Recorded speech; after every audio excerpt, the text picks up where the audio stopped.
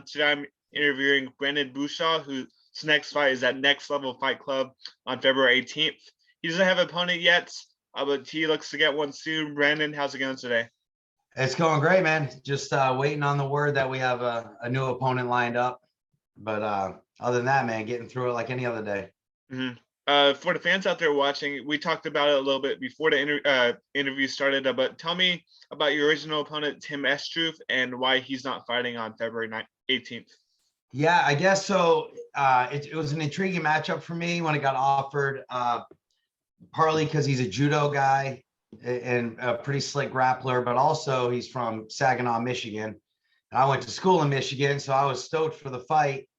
And then I found out Friday that he got a cut under his eye in training. And, I want him to glue it up and still fight, but it was a pretty good gash under the eye. So I'm sure his camp told him to get healed up first before we fight. So he had to withdraw. And right now we're working with Next Level to work on finding a replacement. Do you have any names that you've been offered so far? They offered me a guy I accepted. I don't recall his name. He was from Louisiana, I think. So I thought we already started scouting him. He's a tall guy, and not that that's something I love from, but so we accepted that. I just found out today that he decided he didn't want to do it. So they just sent me a name, Chris Piriz. I'm not sure how you pronounce it, but he was CFFC Ring of Combat up there from Jersey, New York area. So I'm sending his name to my coaches and letting them make the call, because I say yes to everything. So I need to have some smarter heads around me to do the right thing. For sure. And I believe you retired last July. You came back out of retirement, I think 5 months after. You got a big win in December. How good did it feel to rebound from that retirement loss? It felt really good. And, and I don't want to be that guy, because in the heat of the moment, I just felt like I leveled up against Weston Wilson, which I knew I was. But then the fight ended relatively quickly. And I sort of was feeling like I didn't belong and, feeling sorry for myself. And it was a heat of the moment thing. And then, it doesn't take but a couple of weeks to heal up and start getting the itch. But I hung out, I just kept training, and then I got offered a fight here in my hometown. And I decided, if I'm going to go out, I'd rather go out on a W. And, for sure. So I took that fight in front of the hometown crowd, and here we are getting ready to fight again. The atmosphere was definitely behind you in that fight. I remember being there, South Carolina. It was a very good show, very good atmosphere. But after that fight, how was the months of downtime before your next fight? Being a retired fighter for 3 or 4 months, how was that for you? Well, it was, my life is so hectic. So my day-to-day training isn't like it used to be, where I'm in the gym in the morning, get some stuff done, and back at night. You have an 8-year-old and a 4-year-old. So between coaching all their sports and working and everything, there wasn't a ton of downtime. My wife and I still worked out nearly every day. It was more or less feeling sorry for myself, and do I really want to go out like that? But mentally, I think in the back of my head, I knew that I wasn't done, so it was kind of getting ready, staying ready at least a little bit. That way, if I did get a call, it's not like a 3-month process. So I wouldn't say I wasn't dwelling on it, and I didn't really in my heart feel like I was done yet. We already know what type of fighter you are. You're an anytime, anywhere fighter, kind of fighter. Tell me a little bit more about Brandon Bushaw, not the fighter, but the businessman. You're I believe a bar owner and a realtor. Tell me a little bit more about that. Yeah, I mean, first and foremost, before everything, I'm a dad. My kids are my life. But of course, you got to pay the bills. So, my wife and I, we opened Island Bar and Grill in Surfside Beach, South Carolina in 2004. So it tells you how old I am. Half the kids I'm fighting were probably in diapers then. But so we're going on 18 years, and it's still rocking and rolling, with the pandemic and everything. And then I started doing real estate a few years back, because my sister is one of the best around, and my brother-in-law. So I started working with them, and now my plate's full every day. I can promise you that, but I wouldn't want it any other way. For sure, for sure. Do you have any goals in mind for 2022, whether it be fighting or business? Yeah, we set a record for sales for the restaurant last year. So my goal, as far as business oriented goes, I I want to increase that by 10%, which I don't know, that might be shooting too high, but so far we're off to a really good start. My real estate sales, I would like to double those because last year was only my second year cutting my teeth, and now I'm getting return clients and everything. So if I can increase sales at the bar 10%, double my sales in real estate, and fight 3 or 4 times, I'd be pretty happy. Awesome, good to hear. And with you came out of retirement to end your career on a high note. You wanted another win, you got it. Do you think this next fight, if you get the win, do you think you might retire it on a 2-fight win streak, or do you want to keep on going for more in 2022? Honestly, and obviously people ask me this all the time because I've been flirting with retirement forever. I think when I feel like I can't get ready or recover from training, or if I just can't keep up with, and I know my lane, I'm realistic. I know I'm not trying to go to the UFC or fight 23-year-olds that are 10-0, you know what I mean? But if, as long as I can compete in my lane, honestly, man, I think it's good for my health, my heart, my mental well-being to keep going. And people ask all the time, when are you done? And it's like, I don't want to go out on a loss, but I don't want to go out on a win, right? Because I feel like I'm still competitive enough to beat some of these guys. So I don't know. Honestly, I think when my kids or my wife or my parents sit me down and say, like, we think it's time, then it'll be time. So maybe I'm gonna have to have people around me make that decision, because me, I probably just keep fighting till they don't want me anymore. Yeah, you're a fighter's fighter. Yeah, I gotta respect that. Talk to me a little bit more about your family, like what you guys do over the holidays. Well, starting back at Thanksgiving, we took the kids down to Disney World for the first time. So we went down to Florida. Actually, we went down, my daughter, this is her first year wrestling. She got invited to wrestle on a all girls team out of Jacksonville, Florida. So we went down and they wrestled the national preseason national duels all weekend. And then we took them to Disney World, which was dope. It was awesome. And we traveled back on Thanksgiving. And then I had to get right in the gym because I fought.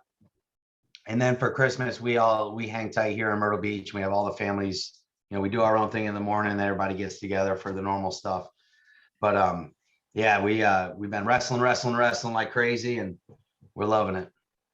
I think you mentioned Michigan earlier. Were you originally from Michigan, or were you always from South Carolina?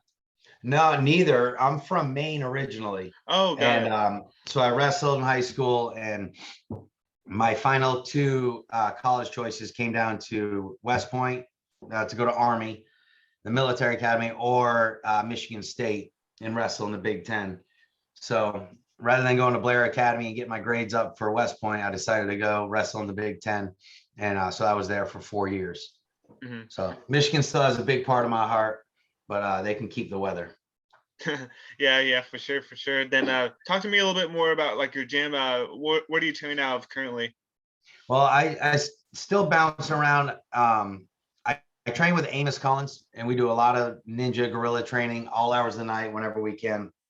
He runs a gym called Burn Boot Camp. So I get all my cardio conditioning in there, and then we'll meet before to hit mitts and flip tires and all the other crap he puts me through. And then we go up to, it's called Legion MMA up in Little River, and we get our jiu-jitsu in there. And then my heart is still with Fitness Edge MMA. That's where I started my training out here, and they're right here in Conway, South Carolina.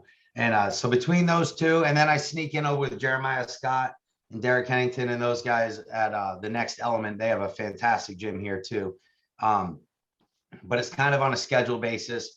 I talked to my wife. I made up my mind that if I'm going to continue, it's the kids' schedule's coming first, so I'm not missing games. I'm not missing practices.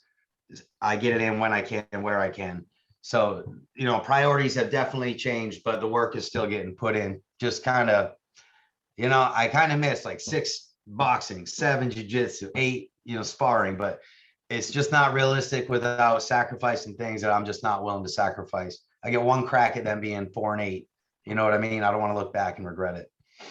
I believe you said that you leveled up in the Weston Wilson fight, and I don't really want to talk about the loss, but I want to talk about what came before the loss. You know, you entering the cage, you having an incredible walkout, incredible reception, Big Mo screaming Brendan Bushaw Yeah, to the crowd. How'd you like that atmosphere in Greenville? man, it was awesome. And listen, man, I don't dwell on losses. That's I've never shied away from, and I knew I was an underdog going into that. In my head, I still thought I was going to go out and put one on his chin, knock him out. Because if I didn't think I was going to win, what's the point? But the atmosphere was crazy. Production level was up, for what I'm used to. My last handful of fights, I've been co-main or main. So to be like on the under part of the main card was kind of cool. We were separated and like the big dogs were in a different locker room, and it was kind of nice. It was humbling. The reception was great. Production was great. Fight didn't go the way I wanted to, but he comes from Wonder Boy school. I knew it was going to be tough. He came into my locker room after and thanked me for taking the fight. It's nothing but respect. I tried. He's a big, long, tall frame, and it's complex to deal with. It ended quicker than I wanted it to. I'll tell you that. I thought we were going to scrap it. And I was hoping to get deep into the third round and beat him up a little bit, but things happen. And entering this next fight, you're going to head to Myrtle Beach in South Carolina. What can the fan? I know you don't have an opponent lined up, but what can the fans expect to see from Brendan Bushaw on February 18th? Yeah, man, I'm looking forward to it. This is going to be it's a title fight, which is hopefully it was going to be a title fight. Hopefully they can still find somebody that I believe their former title holder went to Bellator, so it's a vacant strap right now. But I'm going to do what I do every fight. And I don't even care about the opponent because not much changes from me. I mean, we game plan a ton, but for the most part, I go in and kind of get after it and scrap. It's not overly pretty, but hopefully it's entertaining. I know I have a big crowd coming out. Joshua Oxendine is fighting for a belt at a lower weight class. I know he sold like $20,000 worth of tickets. Wow. And shout out to Next Level Fight Club too, because their production is on point. The light show, they have like a 30-foot round cage. And the venue they have here in Myrtle Beach was really good last time. So I can't wait to get in there. And honestly, man, I don't really care who it is. I want to fight. So most important question of the interview: what's going to be your walkout song on February 18th? Man, I'll tell you. Okay, so I've been walking out to a Warriors Call from Volbeat, and I've been like forever now. I found it, and it fits so perfect. But I've been jamming on Peyton Parrish. He's got a song called Valhalla Calling, another one called War, and I think I might mix it up. It's kind of like a Viking, old school warrior chant song, and I think I'm gonna mix it up with that. Maybe I don't know. We'll see. We'll see. Yeah, I think I'm leaning that Viking stuff. I like it. Awesome. Sounds good. Are you gonna have like any like Viking war paint on you, like at the weigh-ins, anything like that? I don't know, man. You do that stuff, you better bring it. You know what I mean? That's not really my style to put a mask on. It looks cool. I like watching other people do it, but you walk out like that and catch one on the chin, you look pretty stupid. So I'll probably keep it low key, stay focused, and maybe I'll paint my daughter up with a Viking face get up. Yeah, did you see John Sweeney's Kratos makeup at the XMA too? What do you think? He's crazy, man. I like it though. It's awesome. Yeah, I had one of those about a year ago during a fight when my head busted open. I was covered in blood. Everybody kept calling me Kratos. Awesome. And I think that's all the questions I have for you, Brendan. I just want to thank you again for the time. What message do you have to say to the fans out there watching? Man, you know what? After 26, 27 fights, I just want to give they call them Bushaw Brigade. They come out strong, man. They travel with me from Maine to Florida, everywhere I fight. It's no secret I'm 40 years old now. You know what I mean? So these people have been supporting me, like BRG, the company I work for. They have sponsored me every single fight I've had. My brother-in-law's company, Gutter Techs. It's like a big family, and we get a bunch of them together. I just wish I could hang out with them at one of my fights. You know what I mean? Because they get about 100, 150 of them together, all rowdy.